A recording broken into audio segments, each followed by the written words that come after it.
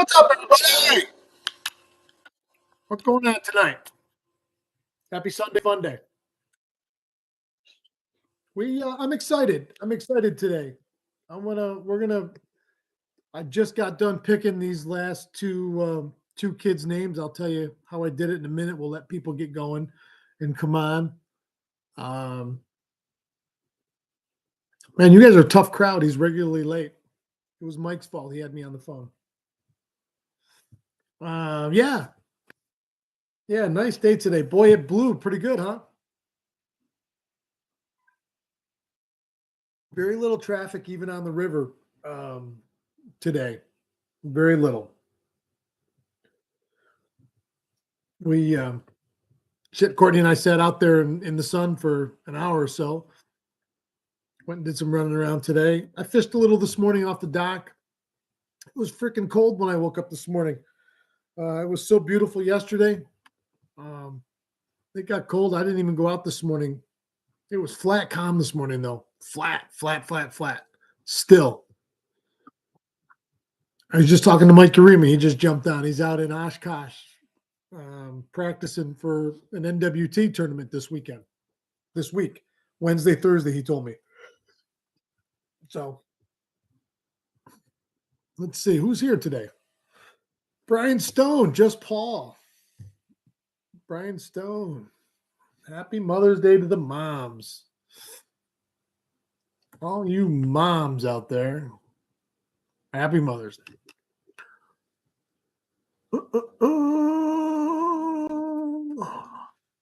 Mike Hoover, Rumble Seat. Gary Walters, Mark Webb. What's up, buddy? Frost advisory tonight. I know. I don't think we're gonna have to worry about it right down here. I mean, my wife was talking about it with me today too, because we got all of our flowers in.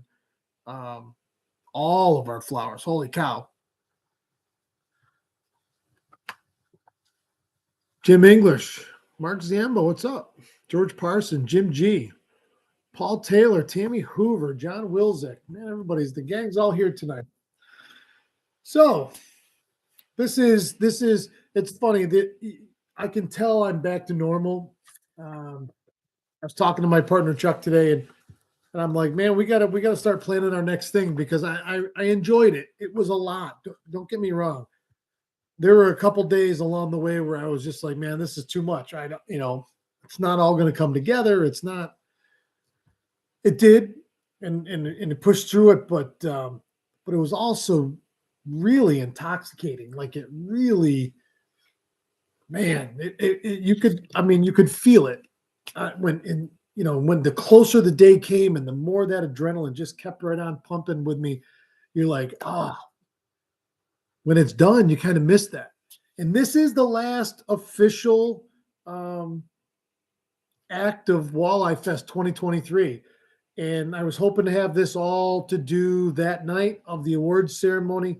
Everything got abbreviated that night because of the impending weather that was coming and the rain that was already started. And, but we had 5 different people, companies, friends, supporters,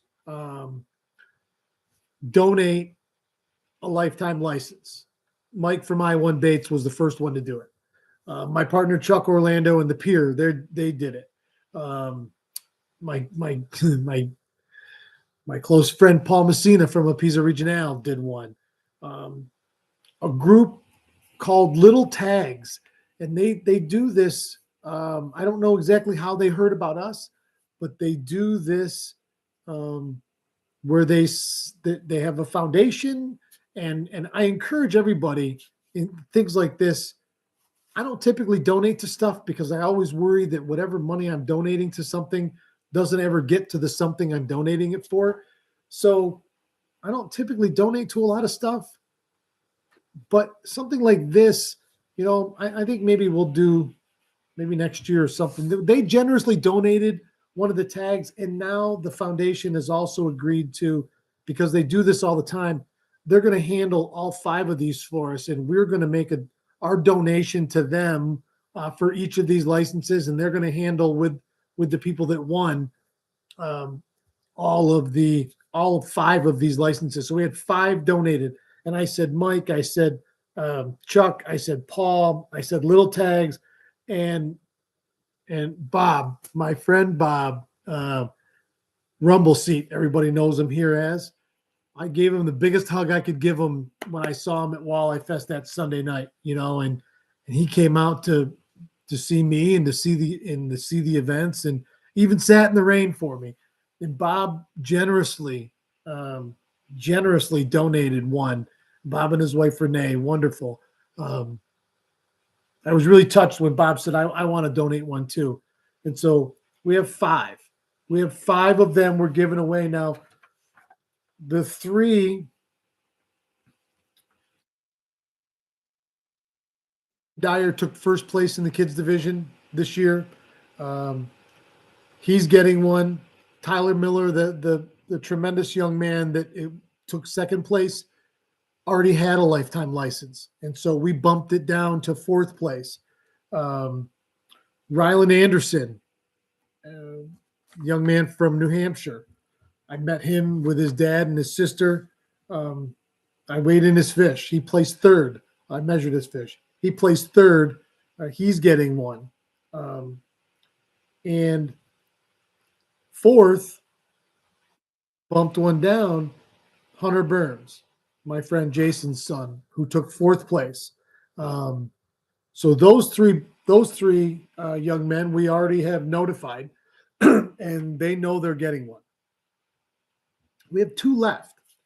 And so what I did was I put on my business hat and I went in our website the way I did every week for the drawing, because as everyone knows, we weren't able to make the tickets just say 1, 2, 3, 4. It had to be that weird long number and letter and that whole thing. In the spreadsheet that keeps track of everything, and it's in sequential date by date and time of purchase. So it's in order, right down to if I bought myself a ticket and my son a ticket, and I put his name in first, then he was before me. So he would have been number 1 and I'm number 2. So I took my spreadsheet and I took all of the kids that already won a prize. And I also, so I took those 10 kids out because they'd already won a prize. And these last 2 were to be drawn from the pool of all the kids that didn't. Okay. And we had 132 kids. And I said to Mike earlier, that is one thing we didn't know this year, how many people were going to do anything. We didn't know how many adult tickets we would sell. So I didn't know. In hindsight, looking back at it, we had 131 kids entered in the Derby that had a ticket. I don't know if they all fished.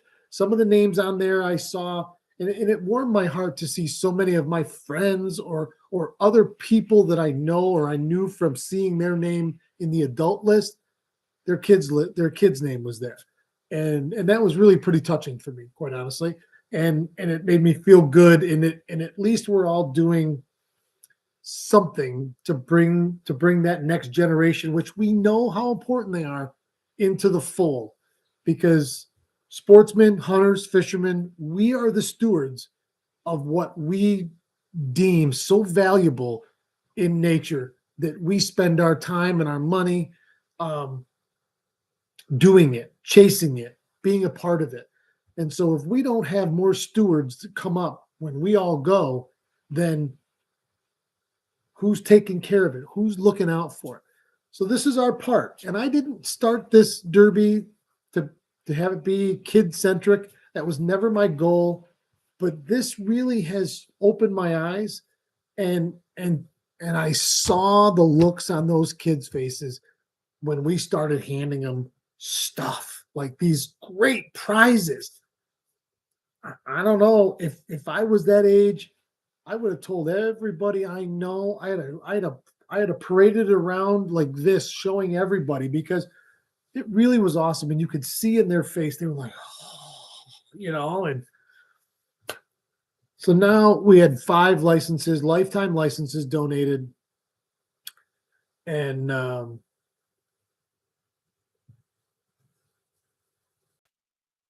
we're gonna do as much as we can do to take one of the roadblocks away from 5 kids from fishing the rest of their life. Take the thing away where you don't need to worry about a license. You've already got it for the rest of your life.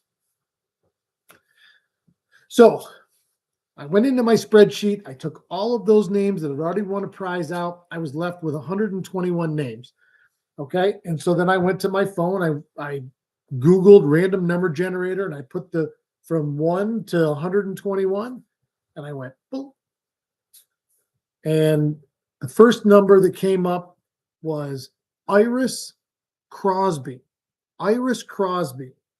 That's our first one. So I have the email address for the adult that signed Iris up. And let me get that out of there. I don't know if you guys saw that. I will be sending an email as soon as I'm done here to get your information, and then we can pass that information on to the Little Tags Foundation. And I will put the link to the foundation in the description. If anybody's interested in helping out a good cause, they do this stuff all the time. So Iris Crosby was our first winner. Congratulations.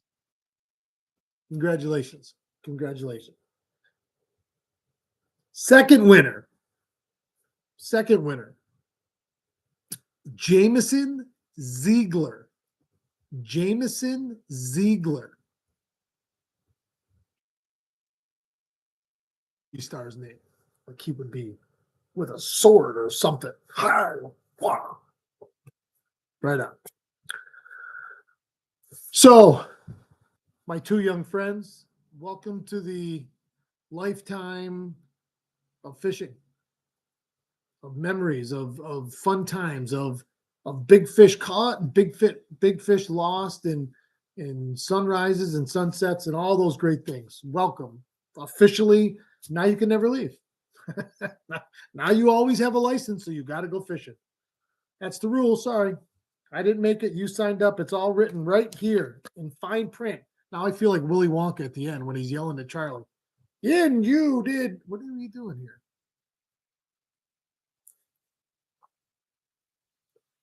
Let's go back. Get back. Paul Taylor, good evening. John Will's like, what's up, Chief Stone? Courtney is grocery shopping right now, so she sells she shells by the seashore in the she shed. I can't talk. Mike Pistella, what's up, buddy? Giovanni Ortenzi, nice Irish fellow. Right on, man. Yeah, good luck to my friend Mike out there. John Burroughs Walleye Fest 2024. Can't wait. Pike Master. Randy Gushlaw.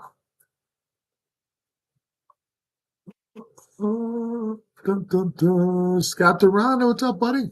Typically fishing. I want to get both my kids their lifetime licenses. Yeah, I think it's a great idea. A great idea. Just Paul, it's not a nice boat like you have, but I will drop my boat off in your driveway and you can have it as long as you need it for the morning reports. Oh, Paul, thank you, man. That your boat is beautiful. Mark Webb, my son had such a blast and didn't make the leaderboard. His best part was meeting some of the celebrities at the festival. Yeah. Quite the motley crew we have assembled here. I love it. Merlin, what's up, Wiz? Yeah, congratulations to those 2 lucky winners. I think that's pretty cool. I think that's pretty damn cool. So, Court, I'll tell a quick story. We got a few minutes. I'll tell a quick story about today.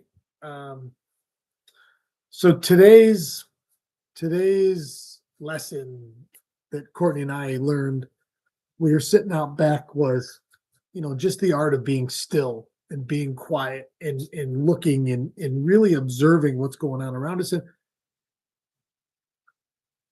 you know, it's like we have our own aquarium out there some days. And this time of year, especially, there's so much life happening and there's so many fish in shallow, in close. You can see them all. You really get a chance to observe them. And right now, let's see, I can't even imagine how many species are within eyesight of the dock. We have smallmouth on beds. You have rock bass. You have bluegills. You have pumpkin seeds. You have perch. You have well, sheep's head. I saw a couple floating around the other day. We've seen a gar now, a long-nosed gar or gars. Arr, I sound like a pirate. We have gars in the area. I don't know if it's the same one, but I've seen him 3 different times where his like bill, not his or his mouth or whatever, is coming out of the water. Nom nom nom. So what are we at, like 7 there? I've seen sheep's head kind of floating around. Did I already say sheep's head? Um, that's just what we're seeing. I haven't seen any carp floating around, but they won't be long because now the grass is coming up and they love to go through the weeds like that. I haven't seen any catfish yet, but they have to be around. Saw a snake this morning. So we're sitting there on the um, far side of the dock, and we're looking in the rocks, and that's usually where we'll see the crayfish come out. And we're sitting there, and my wife and I are both like, we're not seeing anything. This sucks. We've been sitting there like 5 minutes, and so then we're sitting there talking, and I'm facing her, and she's facing back like this, looking down towards the water. And all of a sudden, she goes, "There he is!" And underneath our wall, you could see these 2 claws come out. And so I'm looking straight down at him, and he was a pretty good sized crayfish, bright, bright blue claws. I mean, bright blue, like a powder blue, but bright. And it's funny. Sometimes you look at baits that we use and you laugh, but that blue craw or black and blue, or the green pumpkin and blue, or green pumpkin with blue claws, that's the ticket. I mean, and some of these bigger crayfish, their whole body's blue. I don't know why. It must have something to do with the chemical and mineral composition of the water that makes them that way. In some places, you have them that are real orange or real rusty brown. Our crayfish, a lot of them are very green pumpkin or blue, or have both colors on them. And I'm looking at him as he comes out. His claws, I mean, his claws were that long. I'll bet you they were over a half an inch, probably 5/8, maybe 3/4. And we watched him. He never came all the way out, but we're watching him. And all of a sudden, Courtney goes, "Oh my God, he's eating." Jesus Christ, Bob. I just saw that. Bob Rumbleseed says maybe those blue crayfish are just very sad. Oh, shit. That's funny. I'm feeling blue. Oh, God, that's funny. Holy shit. Um, So we're sitting there watching that crayfish, and there's probably, we're in the alcove like this between our dock and our neighbor's dock, and there's probably 6 feet, maybe no more than 8, 6 to 8 feet, where we're sitting to their dock, and all of a sudden you see a tail come out of the water, and it's 2 smallmouth, and they're going around in a circle way up high in the back corner. There's not even a bed there.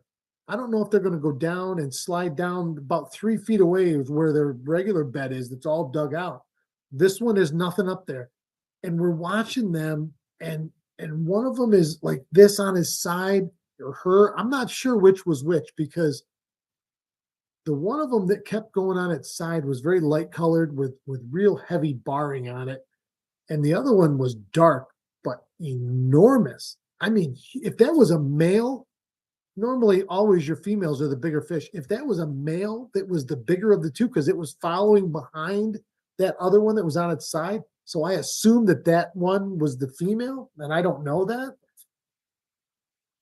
That male was over 5 pounds. And it's not like a male puts on egg weight, you know, unless he's backed up.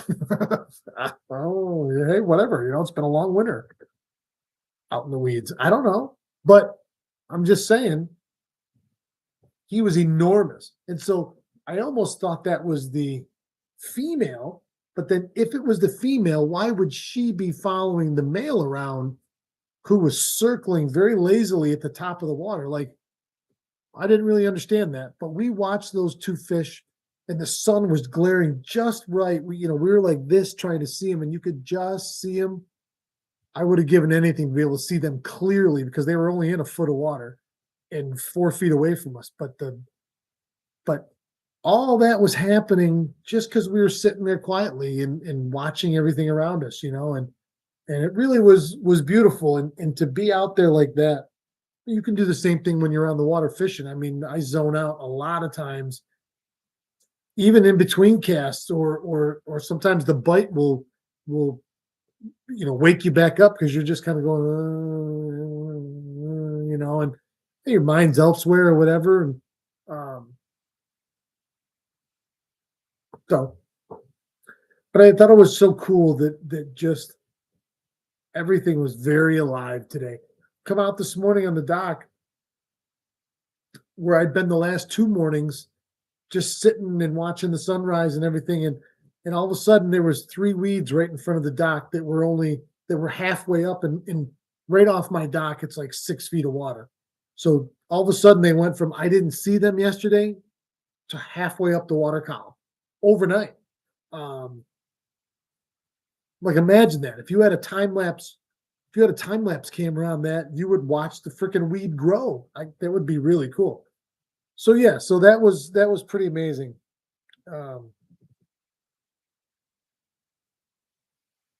Just a nice day all around, Sunday fun day. We've had some beautiful weather. It's a little cooler today and the wind blew, and we have very little boat traffic because nobody wanted to launch at Night Ashores. And then, not a lot of people launch in the river. Even though you can always come in the river, you can fish, you can take a ride. You just got to launch in the river if it's rough out there.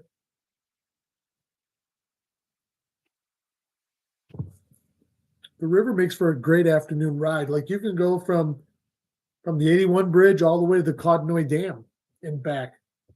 That's an hour and a half one way if you're just putting along at 5 miles an hour, enjoying the scenery and having conversation with your passengers. Or, you could get frisky if you wanted to fish and slow down to 2 miles an hour and troll. It'd be like a 4-hour trip down and back. I bet you catch something. I bet you catch more than something. And you'd never know every time you'd get a bite what you had on, because there's a lot of choices.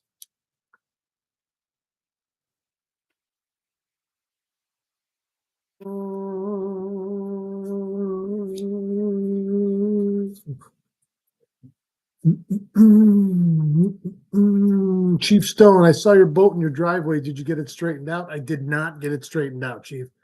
I changed the fuel and water separator on the motor itself. I went and got special high pressure fuel line. I replaced all the fuel line all the way to the tank. I blew out again, even though there was no obstruction. I blew out the breather tube and and down through the fill tube. Nothing, no obstruction. You could hear it bubbling. I changed all the plugs and it just cranks now. It doesn't seem, it's not trying to fire. It's not firing at all. It just ran. It just cranks. I don't know. There she sits. I could have went to the auction yesterday and bought a 9.9 and just trolled the rest of my season. Why not? What are you doing? I'm trolling right from my dock. I'd make it out to just past the 81 bridge every morning before I had to turn around and come back. Oh, funny.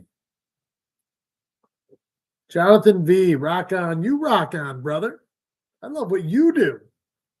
Thank you. Thank you. Thank you. Thank you. What day are the fish scheduled to start biting? I've heard that from a lot of people.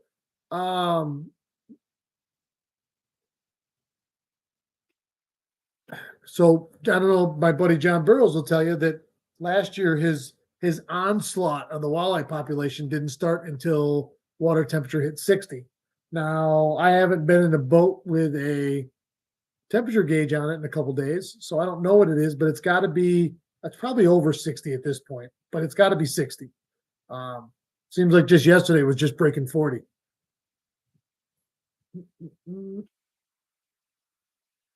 Paul Taylor, carp grouping up in Edgewater.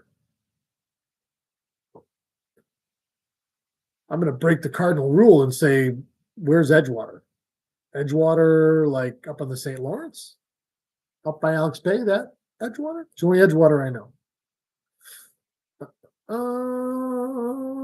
Don Birdie, what's up, buddy? Mike Urema, got to run. Keep your tip up. Good luck, buddy. Catch him up. All right, we're closing in on 30 minutes. I want to thank our two winners again, Iris Crosby and Jameson Ziegler. I will be in touch right now as soon as I hang up with everybody. Oh, east end of lake near North Bay. Gotcha. Edgewater. I know. Okay. Maybe I do know what you're talking about. I don't know personally, but I think I've heard it before. It's funny. I don't know a lot. Everybody has all these, like, you'll hear people talking like code about all these secret places. I might know the places, but I don't know what they're talking about. Pike Master, is your battery good? Just went through it. The motor just turning and not firing. It was the battery cells. I will. It's funny. I thought about throwing it on a charge, and I might do that tomorrow, or maybe even hook them up tonight. It's still light out.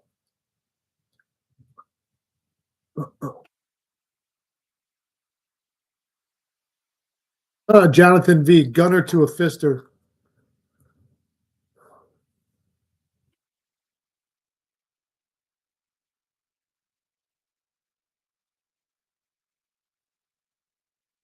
Yeah, I think my batteries are good. I mean, they're still cranking it over, but Jonathan V. So so what are you, Jonathan? 13 Bravo?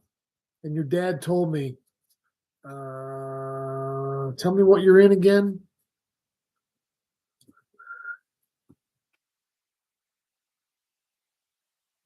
Tom B. Yeah, well, yeah.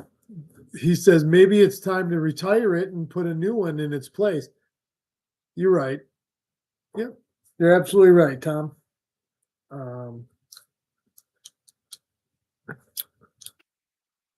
13 Bravo, E5 in the 101st Airborne.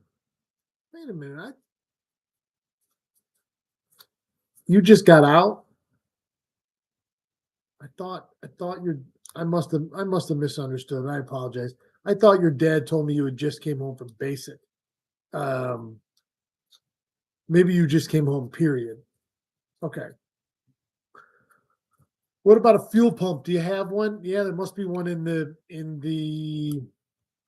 So when it died, Scott, like you're asking about a fuel pump, I shudder to think. I mean, I could have burnt something out. I could have burnt a fuel pump out. I could have a coil that's going bad.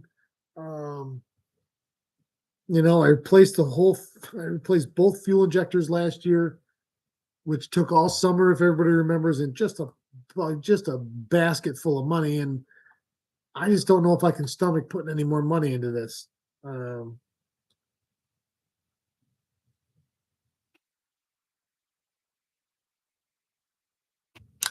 Okay, Jonathan, just got out home for good. Yep, I did basic at Fort Sill, and I was stationed. So I was 13 Foxtrot, and I was stationed in Fort Ord, California, with 7th ID Light. And when President Clinton deactivated the 7th Infantry Division, my unit stayed as a whole, my battalion, and we were 9th Infantry Regiment in a battalion-size element, and we were the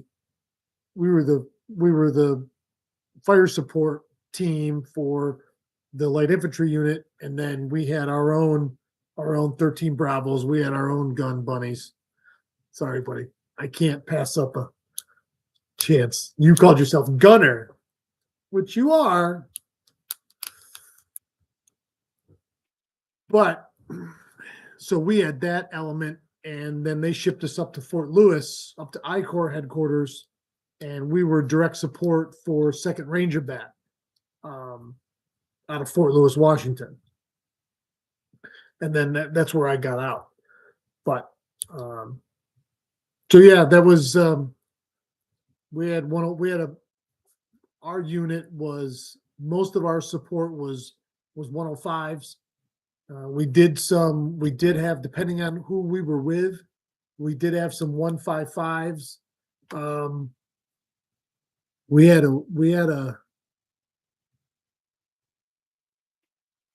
2 platoons of 155s, depending on who was with us. They were a higher level. That was the big guys' guns. And then we did some stuff where we called in close air support on A-10s, with A-10s and with 10-inch naval guns off the coast of California. That was pretty cool. Those made a big boom, big time. Hey, Randy Goshlaw, thanks for your service, Jonathan. Right on. No, right on. Because so I got out just as things were getting going. You've already been in when you could have been, and I'm sure you were deployed probably multiple times, to places that aren't very hospitable to an American uniform. Hey, Keith, what's going on, buddy? So I think we'll do it. We're at a half an hour. That's our show for this evening. Right on, my brother. We're all brothers in green. Let me tell you, that's what my first sergeant, he was about 4.5 feet tall. He was from Guam. He was an airborne ranger and had a campaign medal from Vietnam in the early 70s. He was at the end of his career with First Sergeant Shafaros. Great guy. But he was a little bit of a guy. Like, imagine Kevin Hart, and he was funny like Kevin Hart, but shorter. But he always said, he goes, none of you boys are black or white or anything. He goes, we're all green. And that's always the way he treated everybody. And it worked. We were all green. There was no anything else. So he was and it's funny, he was a 13 Bravo originally. He'd been, he'd changed MOSs 50 times, but he always told us that story. He started out as a 13 Bravo. So, all right. Have a great evening, everybody. Keep your tip up. I'll see you guys tomorrow from the water. Now it's going to calm down and be beautiful out there. Wind has completely stopped blowing. Flags hanging there. The river will be glass in 10 minutes, right about dark. All right. Love you guys and girls. Keep your tip up. I'll see you tomorrow.